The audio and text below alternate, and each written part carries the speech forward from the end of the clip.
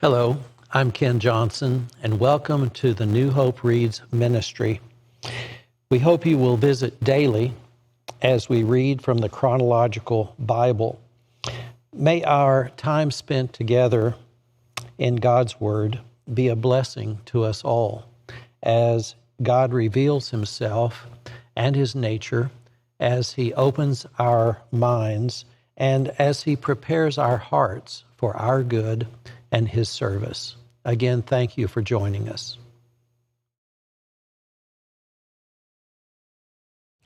June 18th, Athaliah rules in Judah. 2 Kings chapter 11, verses 1 through 3, 841 BC. When Athaliah, the mother of King Ahaziah of Judah, learned that her son was dead, she began to destroy the rest of the royal family. But Ahaziah's sister, Jehosheba, the daughter of King Jehoram, took Ahaziah's infant son, Joash, and stole him away from among the rest of the king's children who were about to be killed. She put Joash and his nurse in a bedroom, and they hid from Athaliah, so the child was not murdered. Joash remained hidden in the temple of the Lord for 6 years while Athaliah ruled over the land. 2 Chronicles chapter 22, verses 10 through 12. When Athaliah, the mother of King Ahaziah of Judah, learned that her son was dead, she began to destroy the rest of Judah's royal family. But Ahaziah's sister, Jehosheba, the daughter of King Jehoram, took Ahaziah's infant son, Joash, and stole him away from among the rest of the king's children who were about to be killed. She put Joash and his nurse in a bedroom. In this way, Jehosheba, wife of Jehoiada, the priest and sister of Ahaziah, hid the child so that Athaliah could not murder him. Joash remained hidden in the temple of God for 6 years while Athaliah ruled over the land. Revolt against Athaliah, 2 Kings chapter 11, verses 4 through 12, 835 BC. In the 7th year of Athaliah's reign, Jehoiada the priest summoned the commanders of the Karite mercenaries and the palace guards to come to the temple of the Lord. He made a solemn pact with them and made them swear an oath of loyalty there in the Lord's temple. Then he showed them the king's son. Jehoiada told them, "This is what you must do. A third of you who are on duty on the Sabbath are to guard the royal palace itself. Another third of you are to stand guard at the sewer gate, and the final third must stand guard behind the palace guard. These 3 groups will all guard the palace. The other 2 units who are off duty on the Sabbath must stand guard for the king at the Lord's temple. Form a bodyguard around the king and keep your weapons in hand. Kill anyone who tries to break through. Stay with the king wherever he goes." So the commanders did everything as Jehoiada the priest ordered. The commanders took charge of the men reporting for duty that Sabbath, as well as those who were going off duty. They brought them all to Jehoiada the priest, and he supplied them with the spears and small shields that had once belonged to King David and were stored in the temple of the Lord. The palace guards stationed themselves around the king with their weapons ready. They formed a line from the south side of the temple around to the north side and all around the altar.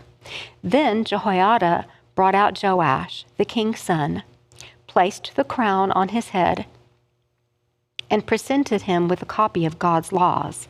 They anointed him and proclaimed him king, and everyone clapped their hands and shouted, "Long live the king!" 2 Chronicles 23, verse 1 through 11. In the 7th year of Athaliah's reign, Jehoiada the priest decided to act. He summoned his courage and made a pact with 5 army commanders: Azariah, son of Jehoram, Ishmael, son of Jehohanan, Azariah, son of Obed, Maaseiah, son of Adaiah, Elishaphat, son of Zikri. These men traveled secretly throughout Judah and summoned the Levites and clan leaders in all the towns to come to Jerusalem. They all gathered at the temple of God, where they made a solemn pact with Joash, the young king. Jehoiada said to them, "Here is the king's son. The time has come for him to reign. The Lord has promised that a descendant of David will be our king. This is what you must do. When you priests and Levites come on duty on the Sabbath, a third of you will serve as gatekeepers. Another third will go over to the royal palace, and the final third will be at the foundation gate. Everyone else should stay in the courtyards of the Lord's temple. Remember, only the priests and the Levites on duty may enter the temple of the Lord, for they are set apart as holy. The rest of the people must obey the Lord's instructions and stay outside. You Levites, form a bodyguard around the king and keep your weapons in hand. Kill anyone who tries to enter the temple. Stay with the king wherever he goes. So the Levites and all the people of Judah did everything as Jehoiada the priest ordered. The commanders took charge of the men reporting for duty that Sabbath, as well as those who were going off duty. Jehoiada the priest did not let anyone go home after their shift ended. Then Jehoiada supplied the commanders with the spears and the large and small shields that had once belonged to King David and were stored in the temple of God. He stationed all the people around the king with their weapons ready. They formed a line from the south side of the temple around to the north side and all around the altar. Then Jehoiada and his sons brought out Joash, the king's son, placed the crown on his head, and presented him with a copy of God's laws. They anointed him and proclaimed him king, and everyone shouted, "Long live the king." The death of Athaliah, 2 Kings chapter 11, verses 13 through 16, 835 BC. When Athaliah heard the noise made by the palace guards and the people, she hurried to the Lord's temple to see what was happening. When she arrived, she saw the newly crowned king standing in his place of authority by the pillar, as was the custom at times of coronation. The commanders and trumpeters were surrounding him, and people from all over the land were rejoicing and blowing trumpets. When Athaliah saw all this, she tore her clothes in despair and shouted, "Treason! Treason!" Then Jehoiada the priest ordered the commanders who were in charge of the troops, "Take her to the soldiers in front of the temple and kill anyone who tries to rescue her." For the priest had said, "She must not be killed in the temple of the Lord." So they seized her and led her out to the gate where the horses enter the palace grounds, and she was killed there. 2 Chronicles chapter 23, verses 12 through 15. When Athaliah heard the noise of the people running and the shouts of praise to the king, she hurried to the Lord's temple to see what was happening. When she arrived, she saw the newly crowned king standing in his place of authority by the pillar at the temple entrance. The commanders and trumpeters were surrounding him, and people from all over the land were rejoicing and blowing trumpets. Singers with musical instruments were leading the people in a great celebration.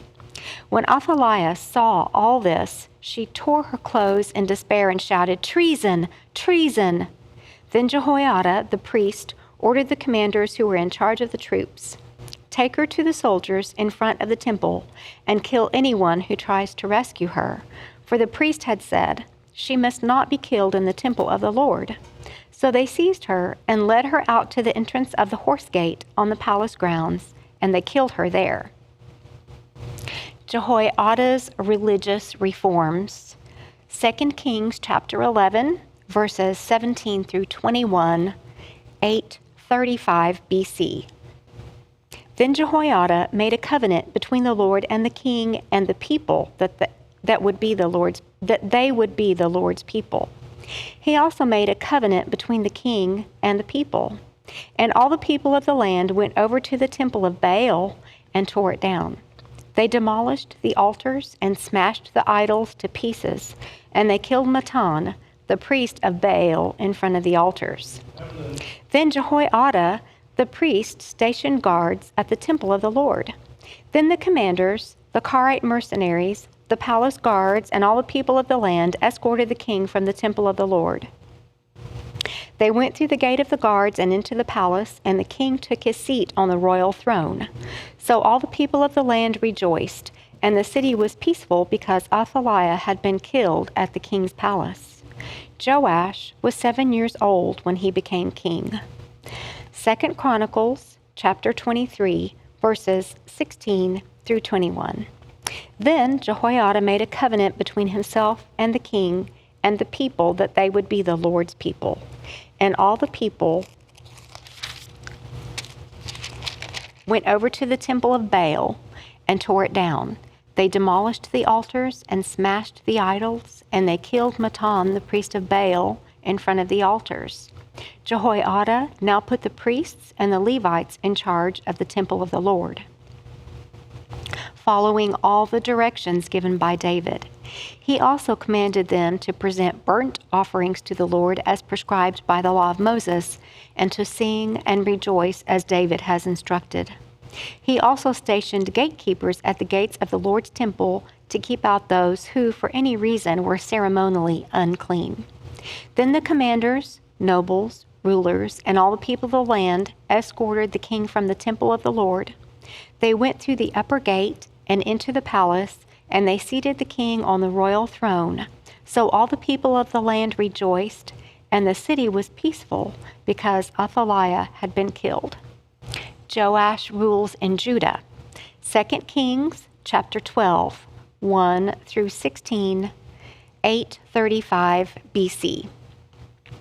Joash began to rule over Judah in the 7th year of King Jehu's reign in Israel. He reigned in Jerusalem 40 years. His mother was Zibiah from Beersheba. All his life, Joash did what was pleasing in the Lord's sight, because Jehoiada the priest instructed him. Yet, even so, he did not destroy the pagan shrines, and the people still offered sacrifices and burned incense there. One day King Joash said to the priests, "Collect all the money brought as a sacred offering to the Lord's temple, whether it is a regular assessment, a payment of vows, or a voluntary gift. Let the priests take some of that money to pay for whatever repairs are needed at the temple." But by the 23rd year of Joash's reign, the priests still had not repaired the temple. So King Joash called for Jehoiada and the other priests and asked them, "Why haven't you repaired the temple? Don't use any more money for your own needs. From now on, it must all be spent on temple repairs."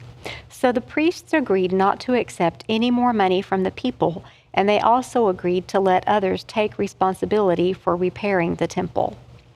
Then Jehoiada the priest bored a hole in the lid of a large chest and set it on the right-hand side of the altar at the entrance of the temple of the Lord.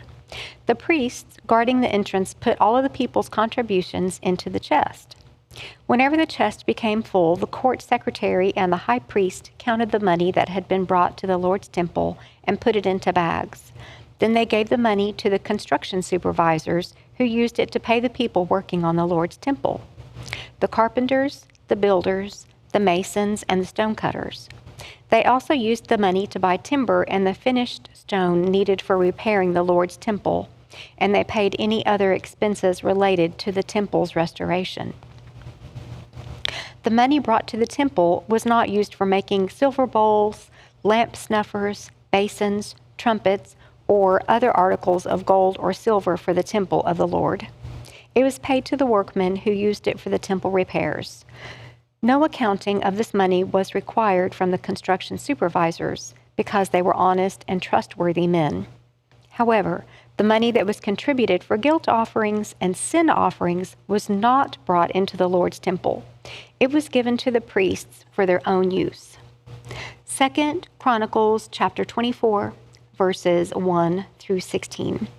Joash was 7 years old when he became king, and he reigned in Jerusalem 40 years. His mother was Zibiah from Beersheba.